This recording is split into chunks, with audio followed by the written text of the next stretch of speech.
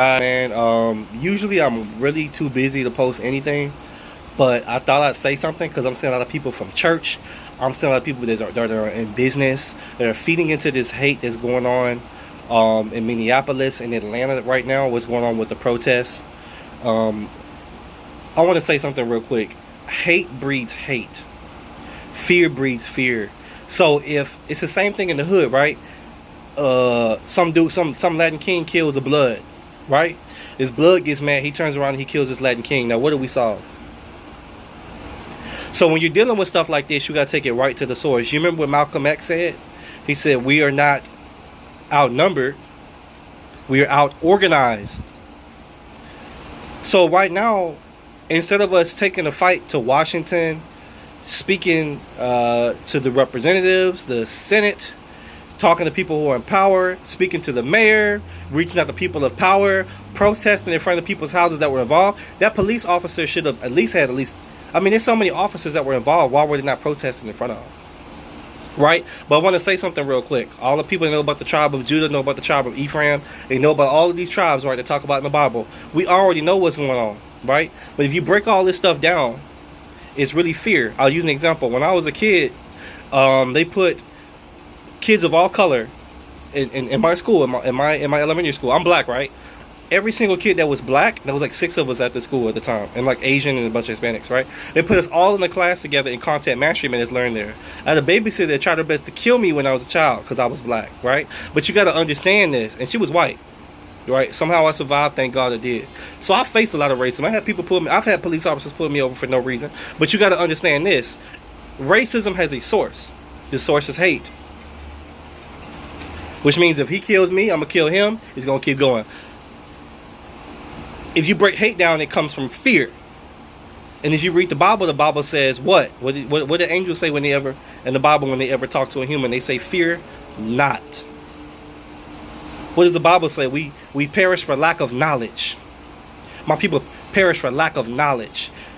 If we have more knowledge on each other, we wouldn't act so crazy. We wouldn't burn down stuff. We wouldn't kill people because of different colors and different backgrounds. If we had more knowledge.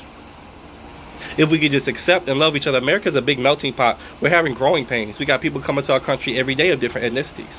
We're having growing pains. But it doesn't mean that we hate our president. It doesn't mean that we attack everybody. We don't keep giving into this hate. We got to attack it right at the source. Right at the source.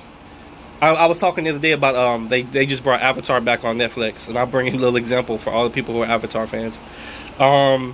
If you look at the Avatar, he brought the fight not just to the Fire Nation in the show, he brought it to the king. So what I'm saying is, to the Fire Lord in the show. What I'm saying is, when you have an issues like this, bring it to the source. We could have African Americans, we could have been a long time ago taking out the KKK, but because we're out organized, they realize that you can only burn down so many black houses. So what you got to do? You got to move to Washington. A lot of the bills that they passed, right, like the 3 strikes law by Bill Clinton. You remember what it did to African American communities? Putting black people in jail. All people of all races. 3 strikes. That was it. No one said nothing to Clinton. All the crap that was going on. A lot of African Americans suffered because of some of the policies. That's the last president that we had. I'm not gonna call his name. Look at his response to some of the stuff that was going on. Police cams, that's it. What else happened? What about all these protests? A lot of protests that happened in 2013, 2014, 2015, 2012, 2011. And a lot of politicians that say they're on your side, they're your color, really didn't have a whole lot to say. Come on now. Do the math. Their job as the executive branch is to hold the executive branch, do their job. Make sure that they protect your rights, your amendments, protect the Constitution of the United States of America. But their job is not to be your mother, father, priest, none of that stuff. Let the president do their job. Let the leaders do their job. And if they don't do their job properly, if they don't start stopping this stuff, then that's when you step in. Right? You got people burning down black businesses. You're burning down black businesses? You got white people out here protesting, going to black neighborhoods, burning down black businesses. Do you know how hard it is for a black man to make a business, to create a business in this country? And you're going to burn it all down. To the ground. To the ground. So what is this solving? You think they will go to their neighborhoods and burn down the enemies, quote unquote, the enemy's territory and burn that down. No, let's not do that. Let's go burn down my grandmama's house. Stupid. Ignorant. So no, I won't give into it. It's hate. Find out who did it. Get them justice. Get these punks off the street. Get these rioters off the street that's blowing stuff up. There's nothing wrong with you exercising your First Amendment. Please go protest. I love a good protest, bro. But don't act stupid. Don't go kill somebody because of this. That's not what Mr. Floyd would have wanted. That's not what Jesus would want you to do if you're a Christian. That's not, if you believe in the universe, right? Like some people just believe in the universe. That's not what the universe would want you to do. Everything is a symbiotic circle, which means if I destroy nature, it's going to come back on me. I won't have crops to eat in the future. It's going to destroy my future. You give into these negative energies, right? Let's cut down to the chase. Get right to the source. It is pure, unadulterated, just straight to the just toxic hate, venom that's been going on between races in this country. It don't matter who started it. We know who did.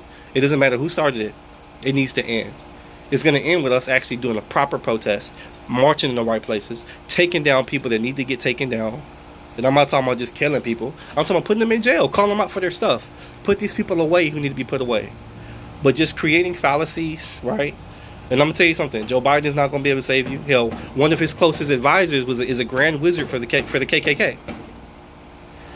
He just took away your blackness the other day. Remember what he said? If you don't vote for me and you vote for Donald Trump. I ain't going to finish what the man said. You get the gist. I watched the whole video. I watched this stuff. I see what's going on. We got to start moving smart, bro. Don't burn down. I'm going to say it. If you don't learn none of this from the video, you're probably going to click off anyway. Stop burning down black businesses. Stop destroying our communities. Stop getting children involved in this anarchy. We got to fight this thing peacefully. What did MLK? Are we going to forget all of these worldly Saint Teresa? Are we going to forget all these Saint Teresa, Martin Luther King? Are we going to forget Gandhi? Are we going to forget all of these world leaders? Right? They changed the world through peace and understanding. You have to understand why this person hates you. I found out I had a racist guy that was my neighbor actually a long time ago, and he told me the reason he hated black people is because turns out one of his closest friends that were black shot him. And he shot him because it kind of was his fault because he had sex with his wife. So I mean, come on. But at the end of the day, he held that hate in him. But that hate came from fear. So the real battle we have is with fear. And it goes back to the biblical verse. What the Bible says, fear not. My people perish for a lack of knowledge. If you give into this ignorance, you're giving into hate. Step outside of your culture. Step outside of your race. Whatever you creed that you call yourself. Just for 1 second. I'm black. I love being black. To the T. But at the end of the day, I'm not going to give into bad culture. Because I understand that 80% of African Americans are also killed by African Americans. Statistically speaking. I understand that all these cop deaths, if we were to calculate all the blacks that killed whites, it'd be a lot of white people protesting, but they're not protesting because the media is only going to paint a certain picture. Let's get to the point. Wash all these statistics away for 1 second. No matter how you feel about the statistics, get to the point. We gotta start targeting people at the source. Get these hateful people off the streets. Get these people who are filled with hate, who are killing African Americans and whites for no reason, and Latinos for no reason. Let's get them locked up. Let's fight the injustice there. Let's take down these grand wizards of the KKK. Let's take down these politicians who are passing laws that are hurting different communities through different taxes, like real estate tax, and using it against the school system. Let's take the fight to the source. But giving into hate and all this and teaching your kids to be afraid, fear leads to hate. And we all just gonna suffer together. So we either gonna grow as a nation or we're gonna go as a nation. It's a choice. So what will you give into today? It's up to you. That's all I gotta say. My 10 minutes is up.